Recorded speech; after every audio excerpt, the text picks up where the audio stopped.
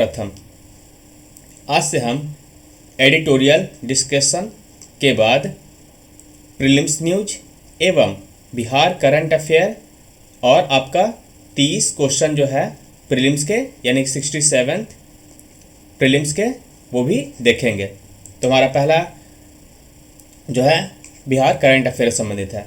आज तारीख है 21 जनवरी 2021 और आज हम देखते हैं बिहार करंट अफेयर में कौन कौन से टॉपिक हैं। आज का हमारा पहला टॉपिक है बिहार विद्युत विनियामक आयोग से। क्यों है? क्योंकि शिशिर सिन्हा को इसका अध्यक्ष बनाया कब? 19 जनवरी 2021 को, जो कि एक पूर्व आईएएस अधिकारी है। देखिए, इस आयोग को कब गठित किया गया था? Electricity act 2003। दरअसल पहला जो एक्ट था इलेक्ट्रिसिटी रेगुलेटिंग कमीशन एक्ट, जो कि 1998 का है। इसके तहत ज़्यादा कुछ तो हुआ नहीं, लेकिन उसके बाद इस एक्ट को बदल करके 2003 में इलेक्ट्रिसिटी एक्ट लाया गया। ठीक है, तो इलेक्ट्रिसिटी एक्ट के तहत एक केंद्र में होता है और राज्य में केंद्रीय विद्युत विनियामक आयोग और राज्य विद्युत विनियामक आयोग। इसी राज्य विद्युत विनियामक आयोग के तहत हमारा क्या है? बिहार विद्युत विनियामक आयोग। तो आप समझ गए, बिहार विद्युत विनियामक आयोग का गठन किस एक्ट के तहत किया गया था? इलेक्ट्रिसिटी एक्ट 2003 के द्वारा। नेक्स्ट टॉपिक बिहार बजट से संबंधित कुछ मुख्य तथ्यों पर है। जो इस बार का बिहार बजट जो प्रस्तुत होगा वो कब होगा विधानमंडल में? 19 फरवरी से 24 मार्च के बीच। पहले देखिए कि 19 फरवरी से 24 मार्च तक चलेगा ये बिहार विधानमंडल का बजट सत्र, यानी अपडेट याद रखिएगा 19 फरवरी से 24 मार्च। देखिए 19 फरवरी को ही राज्यपाल फागू चौहान दोनों सदनों को संयुक्त रूप से संबोधित करेंगे। जिस प्रकार से केंद्र में होता है ना कि राष्ट्रपति वर्ष के शुरुआत में दोनों सदनों को संयुक्त रूप से संबोधित करते हैं, लोकसभा एवं राज्यसभा को, उसी प्रकार से विधानमंडल में यानी कि विधानसभा और विधान परिषद को। तो बताइए आप कि किन किन राज्यों में विधान मंडल है, जैसे कि विधानसभा और विधान परिषद, बताइए आपको याद है? अभी कुल 6 राज्यों में है। नाम बता सकते हैं आप? देखिए, यूपी, बिहार, महाराष्ट्र, कर्नाटक, आंध्र प्रदेश और आपके हैं तेलंगाना में। ये रहे आपके ये, यानी कि जो विधानसभा है यानी विधानमंडल में जो विधान परिषद है वो कितने हैं? 6 हैं। याद हो गया ना आपको? ठीक है। 19 फरवरी को जिस दिन राज्यपाल फागू चौहान संबोधित करेंगे उसी दिन जो है आर्थिक सर्वेक्षण भी प्रस्तुत किया जाएगा। ठीक है, और पहली बार बिहार का जो आर्थिक सर्वेक्षण कब प्रस्तुत किया गया था बताइए? 2007 में, यानी 2006-07 का आर्थिक सर्वेक्षण जो है वो 1 वर्ष पूर्व का होता है, जबकि बजट वो आगामी के लिए होता है। इसलिए 22 फरवरी को वर्ष 2021-22 का बजट पेश किया जाएगा। इस विधानमंडल सत्र के दौरान कुल 22 बैठक आयोजित की जाएंगी। तो ये जो मुख्य पॉइंट है आपको बताया। वैसे हम बिहार के जो आर्थिक सर्वेक्षण है और बजट दोनों को अच्छे से देखेंगे जब वो प्रस्तुत होगा या फिर आएगा। हमारा नेक्स्ट टॉपिक कल कैबिनेट के बैठक के महत्वपूर्ण फैसलों से संबंधित है। ये देखिए, पहले हमारे पुलिस सेवा में यानी कि बीपीएससी के द्वारा एग्जाम लिया था, उसमें न्यूनतम आयु जो था 20 वर्ष था, यानी कि 20 वर्ष के युवक या युवतियाँ उसमें मतलब जा सकते थे, लेकिन अब उसे बढ़ा करके 21 वर्ष कर दिया गया। दूसरा जो फैसला है, राज्य के सेवाओं में नियुक्ति अथवा शैक्षणिक संस्थानों में नामांकन में बहुदिव्यांगता को भी आरक्षण कोटे में शामिल किया गया। मतलब पहले आप बताइए कि बिहार में आरक्षण जो है कितने % है इनके लिए, विकलांगों के लिए, दिव्यांगों के लिए? वह है 5%। ठीक है, लेकिन जो दिव्यांग है उनके लिए कैटेगरी है, जैसे किन्हीं की आँख खराब है, कान खराब है, उसी प्रकार से। लेकिन अब जो है अन्य प्रकार के जो दिव्यांगता है ना, तो बहुत सारे प्रकार के होते हैं जो कि मेंशन नहीं होता है गैजेट बुक में, जिस कारण से उन्हें आरक्षण नहीं मिल पाता। लेकिन अब क्या हो, बहुत दिव्यांगता को भी शामिल कर लिया गया, यानी अब किसी भी प्रकार से व्यक्ति विकलांग है तो उसे आरक्षण कोटे में शामिल किया जा सकता है। नेक्स्ट पॉइंट है कि जैसे कि आतंकवादी, सांप्रदायिक, नक्सली हिंसा या भारत मतलब जो किसी भी हिंसा में या दुर्घटना में मौत मतलब मृत्यु हो जाती है तो उनके परिवार को जो मुआवजा राशि दिया जाता है उसका जो आधा होगा ना वो 3 साल के लिए उनके नाम से फिक्स डिपॉजिट किया जाएगा, ताकि उनको लाभ जो है भविष्य में भी मिलता रहे। इसी प्रकार से नेक्स्ट पॉइंट है मुख्यमंत्री पोशाक योजना के तहत स्कूली बच्चे अब जीविका समूह और उद्यमता विकास क्लस्टर से ही पोशाक खरीद सकेंगे। मतलब जो हमारे स्कूली बच्चे हैं उन्हें अब जीविका समूह और उद्यमिता विकास क्लस्टर से ही कपड़े खरीदने होंगे।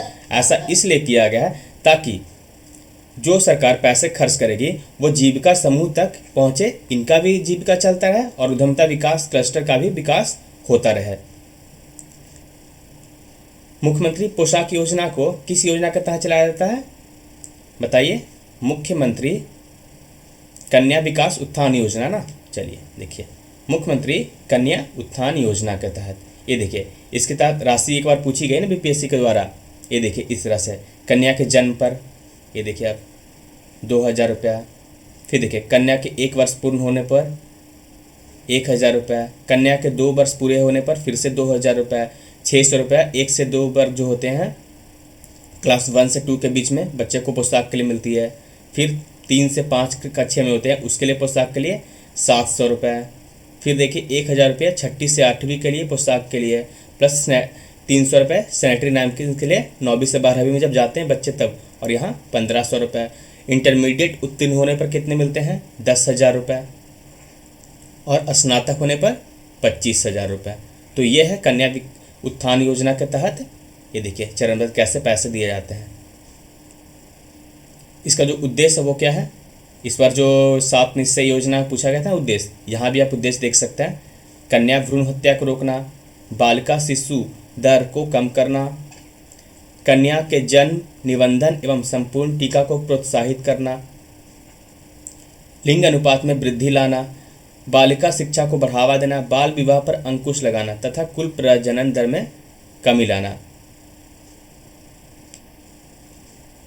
नेक्स्ट पॉइंट अटल पथ से संबंधित है। मुख्यमंत्री ने 15 जनवरी 2021 को इसकी शुरुआत की है, जिसकी कुल लागत कितनी है? 379.57 करोड़। अभी इसे पटना के आर ब्लॉक से दीघा तक जोड़ा गया है, बाद में इसे जेपी सेतु एवं गंगा पथ से भी जोड़ा जाएगा, गंगा पथ से जोड़ा जाएगा। तो अटल पथ नाम रखिएगा याद, अटल पथ कहाँ है? पटना में।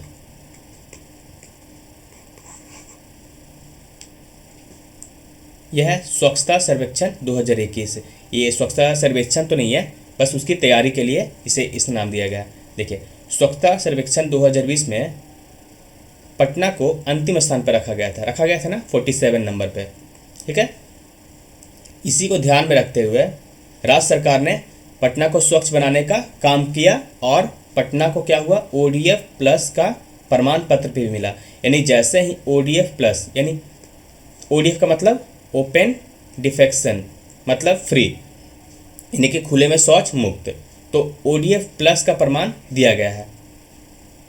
क्यों दिया गया? क्योंकि पटना में अब हर जगह शौचालय बन गए हैं। देखिए पहले ODF समझिए, ODF प्लस और ODF प्लस प्लस, ये तीनों दर्जे होते हैं। तो ODF यानी कि आप खुले में शौच नहीं करेंगे, खुले में शौच नहीं करेंगे। तो कहाँ इसके लिए तो बनाया जाता है? पहले घरों को देखा गया कि घरों में अब लोग शौचालय बनाएंगे, तो पहले चरण में सबके घरों में शौचालय बनाया गया ना। स्वच्छ भारत मिशन और कई योजनाएं स्वच्छता के लिए चलाएंगे उसके लिए। दूसरा है ODF प्लस, इसमें क्या होता है कि शहरों में शौचालय बनाए गए सार्वजनिक रूप से, तो ODF प्लस। अब देख रहे होंगे पटना में या फिर बिहार के अन्य राज्यों में या देश के अन्य राज्यों में खुले में जो शौच बंद करने के लिए जगह जगह सार्वजनिक शौचालय बनाए जा रहे हैं। तो इसी प्रकार जब ये बना लिया जाता है पूरे शहर में, तो उसे ODF प्लस प्राप्त होता है। अब देखिए, जो शौचालय में मल वगैरह जो जमते हैं, तो उसे फिर से कहाँ ले जाया जाएगा? तो इसको जो सीवेज ट्रीटमेंट प्लांट में स्वच्छ जल में बदला जाता है और उसे फिर नदी में छोड़ा जाता है, तब उसे बोलते हैं ODF प्लस प्लस। अभी फिलहाल इसे दर्जा तो नहीं दिया गया, लेकिन जो बिहार है उसे ODF प्लस का दर्जा दिया गया। अब देखिए, अब पटना को अपशिष्ट प्रबंधन के आधार पर 3 स्टार सिटी का भी दर्जा दिया जाएगा। यानी कि जो खुले में कचरा वगैरह फेंकते हैं उसके आधार पर उसे भी अब धीरे धीरे कम किया जा रहा है। इस कारण से उसे 3 स्टार सिटी का भी दर्जा दिया जाएगा। इसके तहत 4 स्टार होते हैं, देखिए कौन कौन, स्टार 1, स्टार 3, स्टार 5 और स्टार 7। देखिए, स्टार 3 मिलते ही बिहार को पहले तो ये 300 किससे मिला? ODF प्लस से, और 600 मिलेगा इससे, कुल टोटल हो जाएंगे 900 अंक प्राप्त हो जाएंगे ना। जबकि स्वच्छ सर्वेक्षण जो किया जाता है, स्वच्छ सर्वेक्षण जो 2021 होगा, उसमें जो टोटल अंक लाना है वो 1800 का होता है, जिसमें अगर 900 अंक ले आती है पटना तो उसे काफ़ी स्वच्छता में सुधार होगा। यानी जो रैंकिंग है 47 वह काफ़ी सुधर जाएगा। तो याद रखिएगा, कुल कितने अंक के होते हैं स्वच्छ सर्वेक्षण? 1800 अंक है। और पटना को कितना मिल सकता है इस बार? 900, जिसमें 300 आपके हुए हैं ODF के लिए और ये स्टार 3 के लिए 600।